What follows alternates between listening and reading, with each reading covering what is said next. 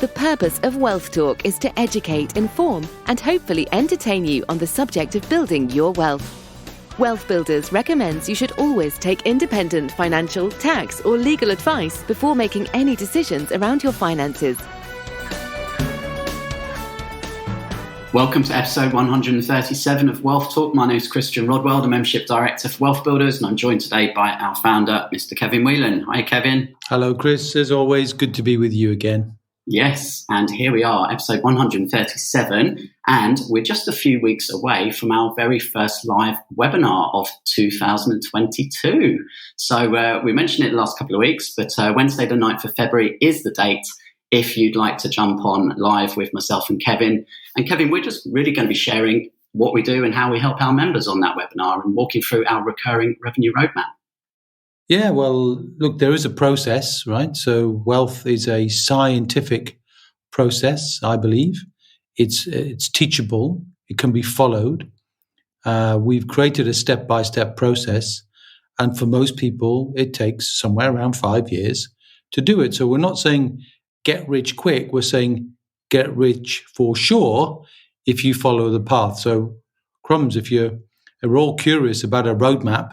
You know, how long ago did we have GPS, and now we can't live without it? Well, this is a GPS system to get you to a place of complete financial independence. And there's something wrong in society if only 5% of people find their way to the inner side of the maze to do that, Chris. So other people are getting lost along the way somewhere, aren't they? Absolutely, yeah. So we're actually going to spend the next few weeks just really diving into our roadmap on the podcast. So anyone who, finds that interesting can then jump on and actually see us sort of illustrate that live on screen on the webinar. So to register for that webinar, head to wealthbuilders.co.uk/academy webinar. And you mentioned there, Kevin, the big problem we know that exists is 95% of people in the UK never achieve financial independence. And people's frustration is trading time for money. And we know leaving a legacy is really important for people. When we do our induction calls with new members, we really get to know them. We map everything out on a kind of giant mind map together on screen. And it always links back to more time with family and, just more time to do the things that you want. So freedom of choice, really. And we know there's 7 freedoms, which are one of the steps in the roadmap. Yeah, well, look, any form of wealth, some people might say it's all about money. Of course, it isn't. Freedom isn't measured just in money. What money does is an enabler. So if it's freedom to be where you want to be, freedom of location, whether it's something like me, it's freedom to be creative, so I'm not told what to do. I've got the financial wherewithal that I can choose what I want to do and how I want to do it. Whether it's the freedom to spend time with people you really like to spend time with. I mean, I love working with you, and I love working with Paul, and I love working with the community. But crumbs, I'd hate to be having to work with someone who I didn't respect and appreciate in a job that I hated. And I'm not saying that's for everyone, but of course, you've got freedom of relationship, including your own family, and so much of this boils down to not losing. I was talking to somebody the other day and about this very thing, and he said, I said, we were talking about Wealth Builders for Families, and he said, my dad was never there. He simply wasn't there because he was working so hard for a living. He forgot to spend time with his family, and this is, can be true. And also in my case, my dad spent less time because unfortunately he died early. So all of these things have a touch point and a reason for people, I think, to want to create financial independence for themselves, because the money enables all of the other freedoms. And if you want to know what all 7 freedoms are, there must be a download somewhere, Chris, because we teach it in the program, don't we? Yeah, well, definitely we'll cover that on the webinar. But I think a good thing for anyone who is listening to this podcast is actually download a copy of our roadmap. Then you can actually follow along as we're discussing it. So you can get a free copy of the roadmap. Just head to wealthbuilders.co.uk/roadmap. And we're going to be going through stage 1 today. Now, there's 3 stages to the roadmap, Kevin. Stage 1 is all about building confidence. And that includes step 1, which is really getting clear on mindset. Step 2 is the foundation. And step 3 is the roof. So that's what we're going to be covering this week. And then next week, we'll cover stage 2, which is all about building knowledge, and stage 3 the week after, which is all about building assets. So looking forward to that. So some of the things that hold people back, Kevin, we know that lack of knowledge sometimes holds people back. Lack of time is another thing we hear a lot. Some people just don't feel they've got the funds or not enough starting capital. Others are not sure where to begin, or they just simply haven't got a plan. Hearing people talking about fear, and that's often the fear of making mistakes. Information overload, so many reasons that hold people back, Kevin. So step 1 mindset is really helping people to sort of overcome inertia, is just to, understand that there is a process, it's tried and tested, others are following that process and getting results. But these things do hold people back, Kevin. So it's important, to attack that really at the beginning. I think it really is, because if you don't have enough confidence, which is all about step 1, to make a start, you'll never become financially independent. And that's why, for the most part, we characterize the people who we bump into along our journey, Chris, as we talk to people. And of course, we talk to people in the hope and the ambition that they'd want to take that responsibility, spend a few years to become financially independent, and then they're free for the rest of their life. But obviously some people don't take the lesson, and we characterize them, don't we, with 3 of our 4 Ds, which is interesting. And I'll just briefly mention those, because maybe you'll see yourself, if you think about it, if you're not currently financially independent. And this is the same in America, by the way. It's not just the UK that these traits are out there, and these numbers of 95% of people not making it and only 5% do. Yet all the knowledge is available. So it's definitely not a lack of knowledge. In many cases, probably too much knowledge. People get bombarded with information. It's almost like trying to get a cup of water out of Niagara Falls. It's just a deluge of stuff, and people don't know where to start. They don't know who to trust. A whole combination of things. But the characteristics that we see are the drifters, which is D number 1. Those people who go round and round and round and round the same roundabout, constantly looking for something else. Oh, I just need the information on that. Oh, I just need information on that. And they keep going round the same thing, always looking as if that exit from the roundabout is the right one. But in reality, they're spinning. And we see that all the time. And if you've ever felt that you just got to read the next book, you've just got to look at the next course, you've just got to talk to the next person, then you might be a drifter. The next one are the DIYers, those people who will consume lots of information, but of course they won't believe that anybody can help them. They won't believe in the power of community. They won't believe in the power of connection. They won't believe that it's enjoyable. So they prefer to do things entirely on their own. And there's nothing wrong with that per se. Some people are more geared that way, and that's fine. But there's so much power in the who. We believe in the principle, Dan Sullivan's principle of, coach in the US and Canada and the UK, who says it's the who's that count. It's who, not how. And there's always a great who can give you a shortcut to where you want to get to. And I mean shortcut as in an intellectual shortcut to try and help you get to your wealth plan, your wealth objective. And we get more detail of that in stage 1. But once you've established that goal, you get there more quickly with people on your side, and that's really fundamental. So DIYers will often struggle because they won't open themselves. And then we've got the delegators who kind of hope that somebody in a smart suit can help them and will take responsibility.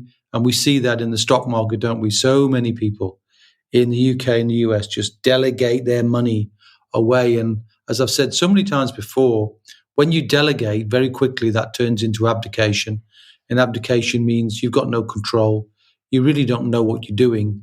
And you're just kind of hanging on and hoping for the best, which in reality, therefore, means it's a slow journey, and one that if you're trying to create wealth, which is repeatable, recurring income, you can't get that in the stock market because you never know when it's going to be taken away from you, as we've seen so many times in history when the stock market falls. So, we don't like the delegation. Yes, you can delegate some things, but with confidence and with accountability. So if you're a delegator, hoping for the best, a drifter, well, just going around in circles, or you're a DIYer, probably this isn't going to be a good home for you because you'll be found out. But what we want is the dynamics.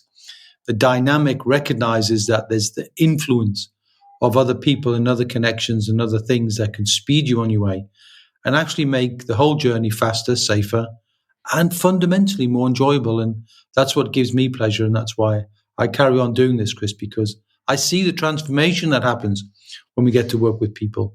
And I look forward to seeing and talking to those people where I ask them and look them in the eye if I meet them and say, who are you now? Often it's a drifter. Who do you want to be? I want to be a dynamic. Okay. And if they make that commitment to do that, and of course we guide them, then, it's a journey that's assured. And I don't think anybody who commits to the journey doesn't get there, doesn't achieve financial independence. It's just taking that first step. And there's so many things that hold people back from that very first step, Chris.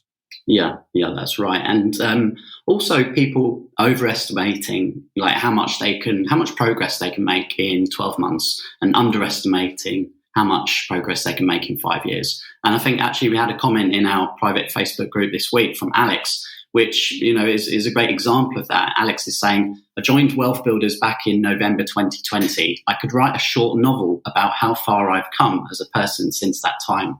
The endless amount of things I've learned from the content here and the amazing people has been truly life-changing.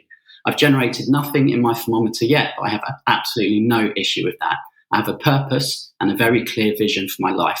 I'm working towards that vision, and money will be a byproduct of achieving that.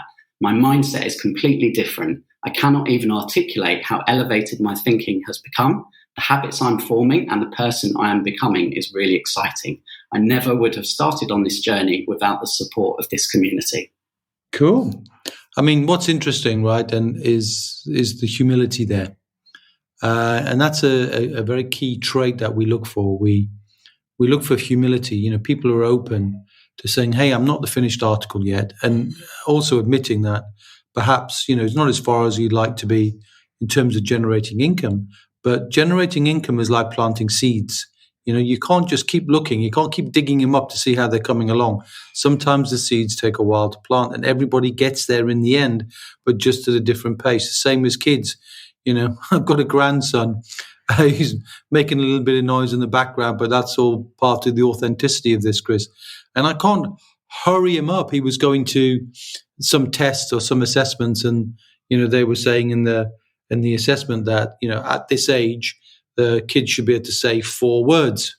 He's just gargling at the moment and garbling, but we're not worried about that just because people should be, or kids should be, saying 4 words. He's not saying 4 words at the minute. I mean, my mother says I didn't walk till I was 14 months, and my brother didn't speak till he was about 2. So, and there's nothing wrong with him, and there's nothing wrong with me. So it's not a race when you're a child, and it's not a race when you're building one. Yeah. And now, step 1, mindset. One of the key elements here is wealth dynamics. And that's something we've talked about a lot on previous podcasts. It's an entrepreneurial assessment that we give all of our members a token. They can take that, find out which of the 8 different entrepreneurial profiles they are. And we know that a key aspect here is that wealth flows to value. So step 1 is really understanding how you can become of most value to others or to the marketplace. And wealth dynamics, we believe, is one of the best ways of identifying that. And, we've had so many great, again, feedback from members talking about when they understood their wealth dynamic profiles, how it allowed them to focus. Certainly for the creators who just love to kind of keep, chopping and changing to the next big idea that comes along. But when they focus, that's when they start getting real results. So wealth dynamics, we work really well together, Kevin. You're a star profile, so you're the visionary, whereas I'm more of the tempo energy as a deal maker. So taking those great ideas that you have and then making sure that the team is implementing those. The other thing that I think is valuable, not just the compass point, which it gives you as to where your best value is, where you're going to be in flow, where you're going to be in a state where it's going to be easier for you to create wealth rather than forcing yourself in a path that might not be natural for you. And why would you try and row uphill? Just go with the flow, and that's the key when it comes to wealth dynamics. But the other thing is that, the program is available for two people. And often we'll see a challenge with wealth when two people have a difference of opinion, husband and wife or partners or whatever it would be. And we see that once the wealth dynamics are done and we discuss it as a group and we discuss it in families, they begin to understand, maybe even for the first time, either why they're really gelling or why they're really disconnecting with each other, and how you manage that and how you manage that conflict, particularly when it comes to attitudes to risk, attitudes to debt, attitudes to leverage, certain assets. There's a whole raft of different emotions and things that come out when those conversations are had. And I think it's best done in that open way. So wealth dynamics, definitely a key. And we recruit using wealth dynamics, don't we? And we always want our members to know their wealth dynamic. And okay, you've given some language there, Chris, but it's not critical you understand the language of star and deal maker or anything like that. It's just critical to know that there is a tool that will help you get where you want to get to faster and will help you understand how best to connect with others as you begin to appreciate there are different types of thinking, different types of learning, types of people building wealth. When you appreciate that, it becomes quite a revelation when you start building relationships with others, which of course is what dynamic people do. They build relationships when the DIYers, of course, probably never do. So they don't need to understand anybody else's wealth dynamic because they ain't bothered about anybody else. Yeah, and one of the features of the Academy program are our buddy groups, and we look at people's profiles and help put them together with complementary profiles. So if you love the details, but someone else loves the creativeness and someone else loves connecting with people, we put those together and, similar interests, and that you can really see the difference that makes as well. Well, if you think about it another way, Chris, right? So when let's imagine, we're in a vehicle and we talked about GPS and a roadmap. So, vehicle would seem to be a very appropriate analogy. When you're in a vehicle, you've almost always got blind spots. And you know that because they tell you, watch out for your blind spot. And then they build technology, don't they, where in my car, when a car's coming up on the inside, there's a little light that flashes that tells me, oh, blind spot. Somebody's coming in to your blind spot. Now, the whole point about wealth dynamics is different people see different things. Different people ask different questions, and different people see a way of doing things or have an ability that you don't have. So when you get all the wealth dynamics covered, you've got a 360 vision. It's like driving your car with 360 cameras, but somebody's monitoring the cameras for you, So it just makes the whole thing flow much more easily when you've got that. So kind of high tech and high touch. So I like the wealth dynamics and what it does. Yeah, kind of links back to the who, not how again, doesn't it? It does indeed, yeah. Yeah. Okay, so step one is mindset. So that's a lot. That's just in step one, and we haven't really covered it. The other thing in step one, which is my favorite piece actually, Chris, so I just want to make sure it isn't missed here. So in step one, we encourage people to think about creating a family wealth business. So thinking about their wealth as if it were a business that will last 150 years, and being the pioneer of that business and giving that business a name and giving that business an emblem or a logo or a crest, whatever tickles your fancy. And we see when families get involved and the kids get involved, we get some fantastic logos and fantastic things that serve to almost give people a sense of future vision. And I think that was really important to me, Chris, if anybody knows my story, and important to so many as we see when they're so proud to display their family wealth businesses and their logos. And that's a big one for me. So step one is all about you, getting clear on yourself. And then that moves us nicely into stage two, which we call the foundation. And this is really understanding the fundamentals of building wealth, and where we start with work income versus asset income. So this is a mindset shift for a lot of people, Kevin, isn't it? It's so fundamental. It's probably the most fundamental difference that needs to be appreciated if you're truly going to be a wealthy individual or family. Because if you trade time for money, you're then vulnerable it's uncertain, it's unpredictable, because we know, just look at current circumstances, one thing can change that, and then nobody gets an income forever. So, the old Buffett line, which is find a way to generate recurring income, otherwise you'll be working till you die. And that's the challenge. So the idea of creating assets, so you own a flow of income, so that income recurs, so you don't have to show up for the money to show up. And that's so fundamental. Now, people get it, but they don't really get the ways that they can build that flow of assets. So, we talk about that further on, but just getting the appreciation of that is quite fundamental. And I think most people do get it, and then they have to dive deeper into, well, how do I create it? And of course, in a podcast like this, Chris, we're not going to get into the hows. We're just sort of, painting a picture, aren't we, really? Giving a bit of a background to what it's all about.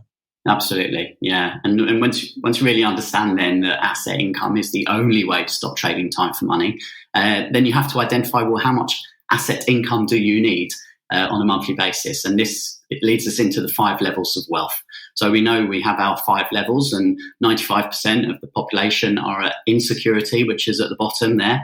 And the first step, the first goal for those members who are not yet there is to get to financial security. And what we mean by security is to really assess, well, how much do you actually need as a family on a monthly basis to cover your essential outgoings. So we kind of call it the lockdown lifestyle. So we're not talking about going out and having lots of nice, fancy restaurant meals or holidays. It's really just, how much you need on a monthly basis to kind of sustain yourself, to keep the essentials covered. Once you've locked that in, then that's the first target.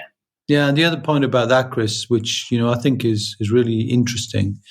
I was talking to a prospective family working with just yesterday, in fact, and I was talking to the guy, and I said, "Look, the security figure is so powerful. It doesn't sound exciting, and in their case, the security figure was $5,000 a month, and the reason it was so fundamental." And there are 2 points to this. Number one is that if you get the amount of money flowing, then it allows you to stop trading time for money. In other words, it's his pathway to get out of the job, which he doesn't like. In fact, what he's saying to me now is, since he's been working with us, he's going into his job, whether it's at home or at the office, and he's thinking about building wealth. He's not thinking about the job. He's imagining being outside of that. And I'm saying, but it takes time to get to $5,000. But once you've got the $5,000, then you can give up the day job.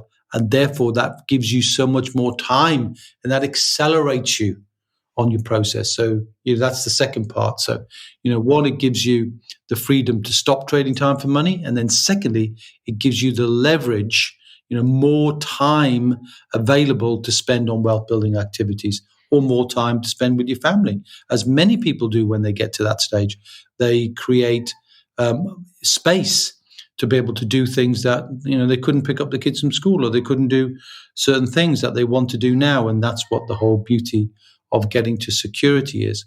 And we encourage people to focus to get to that point first. And, that's often, you could just got to think that through. And it's a difficult thing because you've got to work out your outgoings. You've got to work it out. We're not saying penny pinch. And as you say, Chris, we're not saying it's a lifestyle that you're going to aspire to, but it's a lifestyle that you can accept in the short term as you continue to build your wealth. So very, very fundamental stage in and how to move forward. Yeah, I can certainly relate to that gentleman you mentioned there, Kevin, because I remember when I was working in my job, that was literally all I was thinking about was, any lunch break, evening, morning, weekends, just working on, the things that I was passionate about, building up my additional income outside of the JOB. And I'm sure many of our listeners are in that. Well, that's what we're looking for. We're looking for people who, not that we're saying there's anything wrong with the job. We're not. We're just saying don't depend on it. And in some cases, if you can get a job you love to do, that's absolutely fine. But in the end, that job is, a false sense of security, unless if you decided that actually what you want to do is give up the current job and do a different job, or work at the current job but work 2 days a week and not 5 days a week because you're stressed or you're going to be burning yourself out. Nothing wrong with that, but that's the difference, isn't it? If you got a recurring income coming in and you don't have to work at it flat out full time as other people are, then you're giving yourself more freedom. So the safest way is definitely to transition across, isn't it? To start building up some recurring income and prove to yourself that you can do that. And then, as you say, start to maybe reduce your hours in the job if you can. Definitely not just quit the job and hope for the best. No, we're not saying that. We're not saying sack your boss, guys. We're saying transition, build a bridge and cross over the bridge. And the beauty of this is so many people have already crossed. So the bridge is a path well trodden. And we kind of are the guides, really, try and show you the pathway that would work for you. So you don't go down a blind alley or a cul-de-sac, whatever other analogy we can give on a road. Nothing wrong with sometimes getting lost, but you don't want to be permanently stuck in a place where you don't want to be. Okay, so we're still in step 2, foundation. We've talked about the importance of understanding work income versus asset income, then identifying how much you need to be financially secure. And then beyond that, obviously, financial independence. But also the foundation is about sort of plugging any leaks that you might have in your life. So, debt is something that may be a concern or an issue for some people, Kevin. So we have a process which we actually covered a couple of weeks ago on a podcast, which we call debits, which is just a really in-depth review of the money flowing out of your life. And we know that when members go through this process, they can generally save a few £100, and then that money can be reallocated to start building wealth. Yeah, and here's the thing. When we get into the foundation, we'll often get comments like, "Oh, well, I've done this before. I've looked at this before. I've considered this," but invariably they haven't, because they haven't gone through the detail because they weren't motivated. Particularly those people who are less inclined to detail. So we covered this. Which podcast was that, Chris? You could signpost that, because I think we covered debits in quite a bit of detail, did we not? Yeah, it was 135. All right, only recently, right? So worthy of just one mention: debt, education, bills, insurance, tax, and stock market fees, which we've amended. Well, not least because one of our members saved $15,000 per annum. That's highly paid work, right? If you can spend, I think she spent an hour. If you can spend an hour and generate $15,000 a year, that's a hell of a return on your investment. Okay, so these are things you could do. Not everybody's going to find 15,000, but the average is probably around 1,000. And increasingly now, there are so many other ways that you can prevent things that are going out that shouldn't go out. We're not saying penny pinch or save your way. You can't save your way to wealth. But what you can do, though, is redirect the leaks. Like going, back to another vehicle. The starting point of all boats when it comes to the season, when they're doing what they're doing, is they get the boat out on dry dock, and they're making sure there's no leaks, so everything's watertight. And similarly with the building, you're going to do some preparatory work to make sure the building is watertight, and that's the essence of doing that work. And we just encourage people to go with the flow and allow us to guide them and to show them what other people have saved.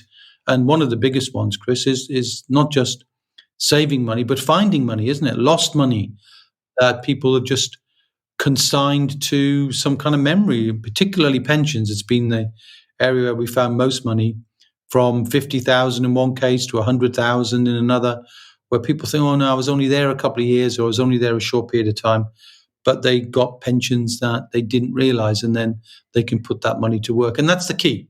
It's not just about saving money. It's about whatever you save, you plant it, whether it's elimination of debt, that could be a good use. Whether it's to buy some education because you need to enhance your education, because that's a key part of wealth building, of course it is. Or whether it's to invest in the stock market or invest in something that will start to build your wealth. So it's almost like creating seeds and then planting the seeds. And that's a very good analogy to be considering when you do your debits. And so many people do that and then find that that money gets put to work, which is starting them off. It's almost giving a little burst of energy that they can see that their wealth is genuinely starting to grow pretty early on. I mean, probably in month one, they're starting to find that, right? Absolutely, yeah. So we're walking through our recurring revenue roadmap. We're walking through stage 1 today. And we've covered off step 1, which is mindset. Step 2 here, foundation. You talked about being waterproof at the bottom. And if you think about the Wealth Builders logo, we have our foundation at the bottom. We have our 7 pillars in the middle. And then sat on top of that, we have the roof. And the roof is step 3 of our roadmap, Kevin. Maybe you can explain the importance of having a strong... Yeah. The roof is such a critical thing. Like any building, the first thing you want to do is get that watertight. Not just prevent water from ingressing from below, but to stop it from ingressing from above. So you have to protect the roof or put on a roof. And the roof, in our case, is doing some things that many people start or they think about, or they get round to it. I don't know what a round to it is. I'm not really sure. I've seen it often enough, though. People don't get round to it. And the issue for me is, I think we did some stats on it, Chris, didn't we? Around about 40%, only 40% of people who get round to doing their roof. And their roof is a combination of things.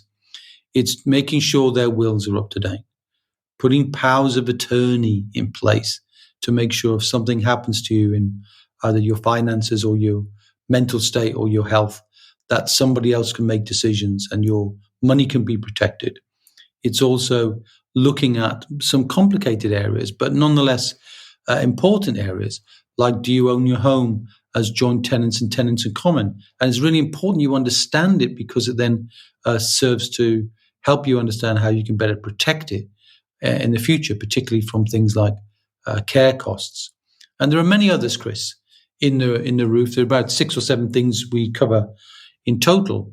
But the real importance of this, and the reason why it's so important to me is, when my father died with, quite a decent business at the time, unfortunately, he thought, like many business owners and like many people in jobs, I suppose, as well, that they were kind of invincible, that life was going to carry on as normal. And then when, unfortunately, it wasn't for him, then, he didn't have a business succession plan for somebody else to take over the business. The business died. He didn't have a will, so that left a mess. Didn't have life cover, left a debt. Just didn't do stuff. Not because he was a bad person. Of course he wasn't. But he just didn't get round to it, right? And this is the question that I just hate people giving me the answer. I didn't got round to it. Well, our role at Wealth Builders is you get round to it. You get it done, because when you protect your family, the peace of mind, and so often, Chris, our members tell us, I'm so glad I did that. I feel that it's a weight off my mind. I feel that my family are safe, so that if something happens to me, my family will be financially independent. And all of those things are an important part of the roof. Way, way, way before you start actually building your wealth, you're just shoring up what you've got and making sure if something happens to you, if the worst happens, your family are going to be in good shape. And that's all you can do with your loved ones, and as a parent, as a grandparent. All you can do is make sure people are taken care of if your plans don't get fulfilled. And that covers the first 3 steps of our roadmap. And, we've shared the elements there. So people can go off and do these things, right? But the importance is making sure they get it done. And as you said, Kevin, that's what we are here to provide our members of the Wealth Builders Academy. So, we love doing that. We have great feedback every day, every week inside the community. So it's a very supportive place. And, I think we'll look forward to covering next week stage 2, which is all about building knowledge, Kevin. So this is where we start looking at those 7 pillars and understanding the importance of leverage, and then helping people sort of eliminate some of those ideas that might be causing them overwhelm, so that they can get clear on the right strategy for them. And that's really where we start to put together their unique wealth plan. Yeah, that's right. So, this is kind of, for some people now, they might, that sounds a bit overwhelming, but it isn't. It's step 1, step 2, step 3, then we take an assessment, we're looking at that, then we're going on. So it's not difficult if you follow a process. What people do is get sidetracked, waylaid, and off they go round and round the roundabout again. And consequently, they don't get round to it. And this is what we want them to do. So it's really important, even if you don't join our program, that's fine. If you're enjoying our materials, if you're a DIY and you want to take some of the actions on your own, nothing wrong with that. Go do it, but do it properly. And if we can help you in some way and signpost some things that you can do and why it's important to do them, we'll be more than happy to do that, because we do want to help anybody who's in our community, whether it's free or paid for, Chris. So join our free community. You can tell people where to go on that, Chris, and also download the podcast Wealth Talk, and we're sharing information on that all the time. And tell somebody else to do it. Of course, I know you're listening right now, but let somebody else in on this secret as well, because we want to help 50,000 people become financially independent. And maybe you can nudge somebody else across the bridge, either with you or somebody you care about who you think this would be good information for them to have as well. So there you go, Chris. That's the foundational element of step one in the Wealth Builder Roadmap, recurring revenue roadmap. Looking forward to sharing the second part of that next week. And where would people go now, Chris, if they want to register for the webinar? wealthbuilders.co.uk/academy webinar, and that is on Wednesday, the 9th of February at 7:30 p.m. And we'll be inviting some of our members on there. So not only will it be a chance to hang out with you and me, but just to hear from our members as well, talking through those steps and how that's helping them to build their wealth. Yeah, and there'll be an opportunity to interact with us in some way with questions in the chat box and so on. So looking forward to that. And of course, if you ever want to talk to any of us, you could reach out too. If you want to have a private conversation with me or with Chris because you've got something in detail you want to get to the bottom of, then we're more than happy to do that as well. So anyway, Chris, I'll get ahead of you this time. Until next time, my friend, see ya. We hope you enjoyed today's episode. Don't forget that we are constantly updating our resources inside the Wealth Builders membership site to help you create, build, and protect your wealth. Head over to wealthbuilders.co.uk/membership right now for free access.